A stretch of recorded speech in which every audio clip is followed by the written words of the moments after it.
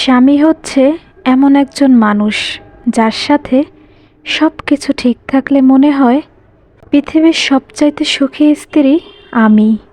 আর যদি স্বামীর সাথে সম্পর্ক ঠিক না থাকে তাহলে মনে হয় আমার চেয়ে দুঃখী মানুষ পৃথিবীতে আর একটাও নেই। তাই স্বামীর মনে ভালোবাসা সৃষ্টি করার জন্য এই উপায়গুলো ট্রাই করতে পারেন। নাম্বার 1, সুন্দর ও আকর্ষণীয় পোশাক পরুন। স্বামী পছন্দ করে এমন কোনো পোশাক বা তার পছন্দের কালারের পোশাক পরতে পারেন। আপনার চুল সবসময় আঁচড়ে রাখুন। আপনি যদি গৃহিণী হন তাহলে রাতের পোশাক সারাদিন পরে থাকবেন না।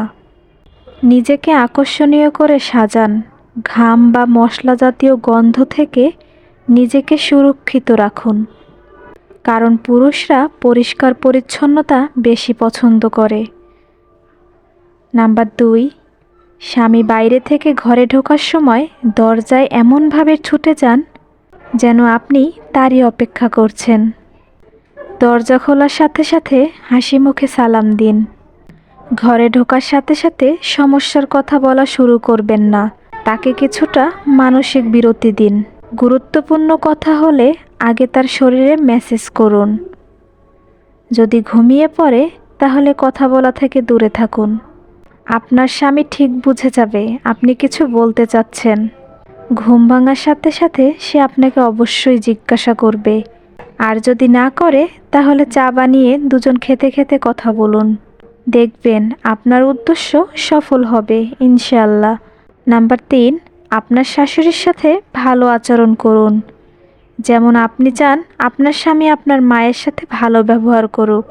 আপনার স্বামীকে কোনো কথা বলার পর বারবার জিজ্ঞাসা করবেন না কি ভাবছো। অন্যর কাছে নিজেদের স্বামী স্ত্রীর সমস্যার কথা বলা থেকে বিরত থাকুন। এমনকি সাহায্য বা পরামর্শ চাওয়ার অজুহাতেও না। আপনি যদি মনে করেন আপনার বৈবাহিক সমস্যার আইনানুগ সমাধান প্রয়োজন, তাহলে এমন ব্যক্তির কাছে যান যে সংশ্লিষ্ট বিষয়ে অভিজ্ঞ, যার মধ্যস্থতা স্বামী স্ত্রীর মধ্যে সুন্দর সমন্বয় আছে, অথবা যেই দুই পক্ষের সম্মতিতে সুন্দরভাবে সমস্যার সমাধান করতে পারবে। নাম্বার 4, আপনার স্বামীর এমন বিষয়ে প্রশংসা করুন যে বিষয়ে সে নিজেই যথেষ্ট আত্মবিশ্বাসী নয়। আপনার প্রশংসা তার আত্মবিশ্বাস বাড়বে। কখনো আপনার স্বামীর সাথে অন্যদের তুলনা করবেন না, বরং বলুন স্বামী হিসেবে তুমি শ্রেষ্ঠ, বিনয় এবং আত্মবিশ্বাসের সাথে, কড়কড় ভাষায় নয়। কখনো বলবেন না অমুকের স্বামী তো এমন করে না, তুমি কেন এমন করো। আপনার স্বামী যেমন তাতেই সন্তুষ্ট থাকার চেষ্টা করুন, কারণ কেউ নিখুঁত নয়, আপনিও নন।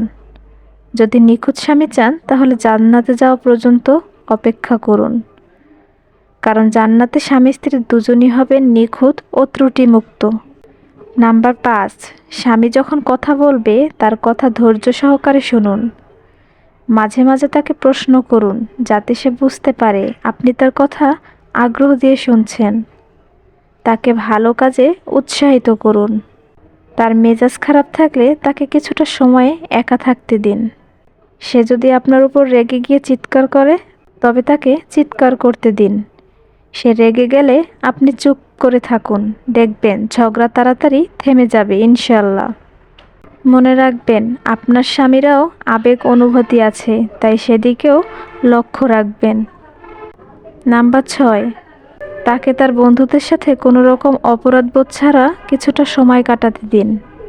তবে যদি তারা ভালো মানুষ হয় তাহলে বাহিরে যেতে তাকে উৎসাহ দিন, যাতে সে ঘরের ভিতর থেকে আবদ্ধ বোধ না করে। নাম্বার 7, আপনার মনের কথা তাকে খুলে বলতে শিখুন। সবসময় সে আপনার মনের কথা বুঝতে পারবে বা অনুমান করতে পারবে এমন ভাবাটা ঠিক নয়।